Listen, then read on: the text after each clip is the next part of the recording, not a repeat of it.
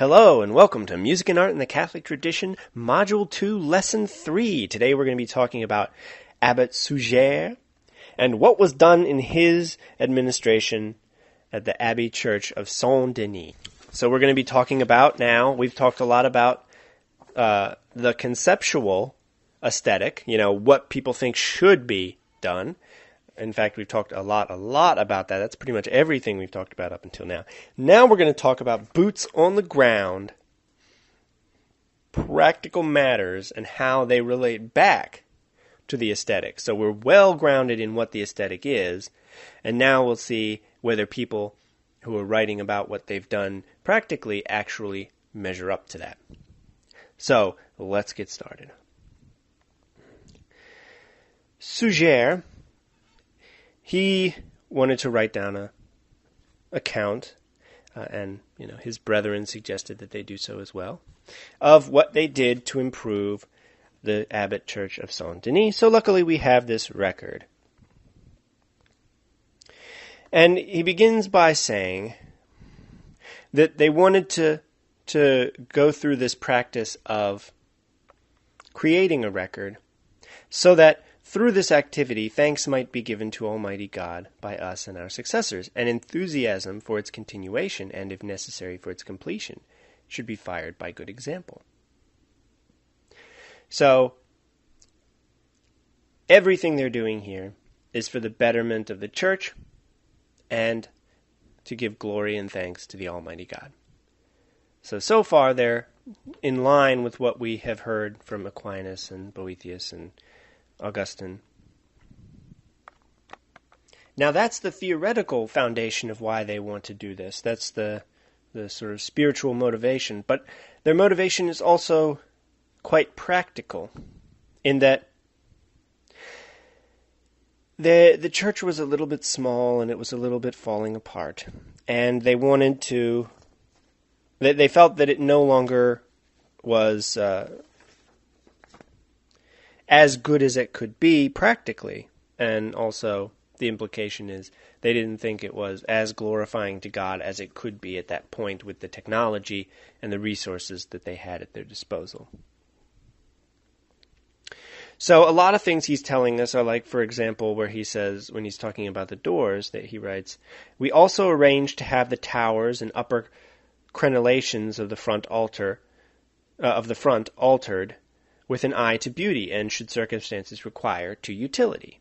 So they're moderating, they're balancing these two goals to make it beautiful, to glorify God, but also to make sure that it functions well. Because people are going to be in there every day, lots of people, because Saint-Denis, even though it's not in Paris, it's the church where French kings were traditionally buried, and where they were coronated as well, if I'm remembering correctly. So it's a very important church, and lots of people would go there. And so it has to be functional, it has to last, it has to be secure, and it also has to glorify God. Now the verses that are inscribed on the door, the new doors, is particularly powerful and important for the overall aesthetic that Suger is going for when he's doing his renovation. He writes, "All you who seek to honor these doors, marvel not at the golden expense, but at the craftsmanship of the work. The noble work is bright, but being nobly bright, the work should brighten the minds, allowing them to travel through the lights, to the true light, where Christ is the true door. The golden door defines how it is immanent in these things. The dull mind rises to the truth through material things, and is resurrected from its former submersion when the light is seen." Jewels, and add it to the work that they're doing. I mean, pretty much everything that he talks about has to do with gold and jewels, right? The doors, the altar, the cross, all of it is just gold, gold, gold, and jewels, jewels, jewels. So you might ask, why? Why keep adding all this gold and jewels? Well, it's because to be well proportioned to and a fitting imitation of heaven, we might say, and to glorify God, it needs to be as close to the original form as possible. It needs to be as close to that sort of feeling. It needs to be as close a representation to being in the presence of God or the glory of God as it possibly can be. But the interesting thing is, just as Aquinas says that we can't know what the perfect form is because, only God knows that, something that's out of our reach, an accurate representation of the glory of God is also out of our reach. And so what happens is it also ties back into when Aquinas says there can never be too much worship because we always fall short of what we owe God.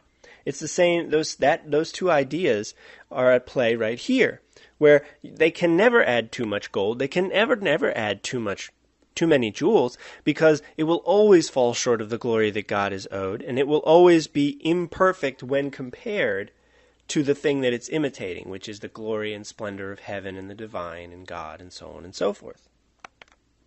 And this takes us to this very important line here.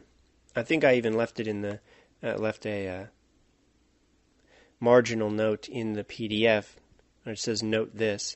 He writes, "Thus sometimes, when because of my delight in the beauty of the house of God, the multicolored loveliness of the gems has called me away from external cares and worthy meditation, transporting me from material to immaterial things, has persuaded me to examine the diversity of holy virtues, then I seem to see myself existing on some level, as it were, beyond our earthly one, neither completely in the slime of earth nor completely in the purity of heaven. But by the gift of God I can be transported in an analogical manner from this inferior level to that superior one." And so this idea that's represented here is an idea that's held by many of the architects, many of the artisans. I won't say all, but I don't think that would be necessarily far off. All of, or most of, or a good deal of, at very least, of these artisans who are producing these cathedrals and churches of the Middle Ages into the Renaissance, and even in the Renaissance and the Baroque era as well. The church is sort of the nexus between the earthly world and the divine. It's sort of a portal, in a way. It's where you enter into a covenant with God through baptism. It's where you leave the world and enter the world of the divine with your funeral when you die. It's where you make the most important solemn vow to whoever it is you're marrying when you marry them. And it's a place where you go to be in the presence of God. And so that it's not just that that's what they're going for, but also people talk about having this experience in church. When they go to church in the medieval era, in the Renaissance, in the Baroque era, they talk about being transported, just as Suger is saying he's being transported when he goes and sits amongst all these beautiful things. They're imperfect. They are part of the slime of the earth. But the way they are proportioned, the way they are put together, it helps us to visage, to briefly glimpse the divine and to be transported to it. Now, the last thing I want to talk about is the architecture of Saint-Denis. We haven't really had an opportunity in one of the lecture videos to talk about architecture. We've talked about art. And so Saint-Denis is also an excellent example. I was really fortunate that I was able to find this reading and to find Saint-Denis as well, because Saint-Denis is an example of the transition from the Romanesque period of architecture to the Gothic period. The renovations that Suger does to the Abbey Church of Saint-Denis transform it from a Romanesque church into a Gothic one. And so what are the characteristics of the Romanesque style? Well, it looks very classical, very Roman. They're very thick buildings. They're very sturdily built. They're built high. They're built close. Their windows are small. Their arches are thick. They're rounded arches rather than pointed arches. And they can't really spread out because they are not using an architectural technology that allows them to do so. They are the height of the technology that's available at the time. And they are quite beautiful. They are incredibly well proportioned. They're also a little bit austere. There's a lot less ornamentation. And then when you look at the Gothic style, when you're watching the video from Smart History, where they're talking about Saint-Denis, they're really just talking about, they're really mainly just talking about the area around the altar, and the windows there, and the pillars. But it applies to the entire church, because as Suger says, they redid the apse, they redid the entrance, and they also redid the middle. They redid the nave. They wanted to bring it all together, and they wanted to bring it into a harmonious whole. So they didn't leave any of it, Romanesque and change the rest into Gothic style.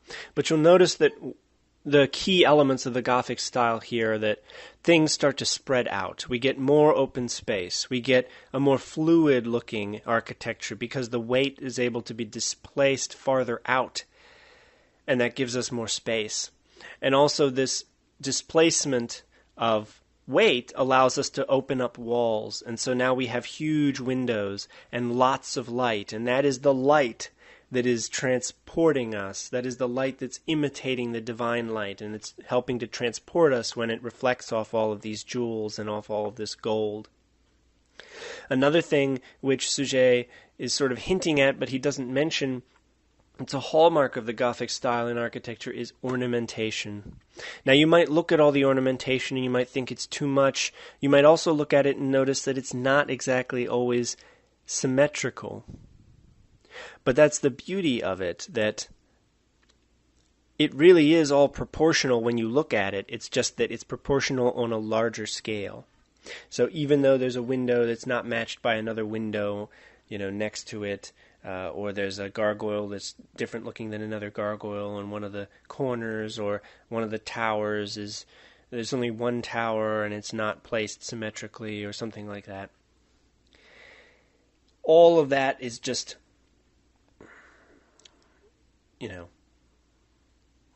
I was going to say window dressing, but all of this is just ornamentation. It's just there to add that splendor, to make you feel the awe of the divine. But if you look at the overall structure of a Gothic building, of a Gothic cathedral, it is very symmetrical, it is very balanced, and that desire for balance doesn't go away. It's just enhanced in the same way that all of those jewels enhance the gold, enhance the altars and the doors and the cross. And it's funny, we sort of look at Gothic architecture and we say, oh, it's sort of, romantic, right? Sort of like grotesque in a way, in the 19th century sense. And that's because we come from the 19th century tradition where the Romantics focused on that sort of mysterious, grotesque, misshapen sort of way of looking at Gothic architecture. But in fact, it's not misshapen and it's not really grotesque. It's very proportioned and it's very balanced. It's just a slightly different way at looking at balance than it is in the Romanesque era. They could do more. They had more knowledge, and so they expressed it. They expressed their individuality, and they brought all those individual pieces into a unified whole. So that is lesson 3. I hope you've enjoyed looking at Saint-Denis and talking about Suger with me. I will see you again for lesson 4 of module 2, and until then, let me know if you have any questions or comments. I look forward to discussing all this with you in our discussion post for this lesson, and until the next lesson, I'll see you later, and have a good day wherever you may be.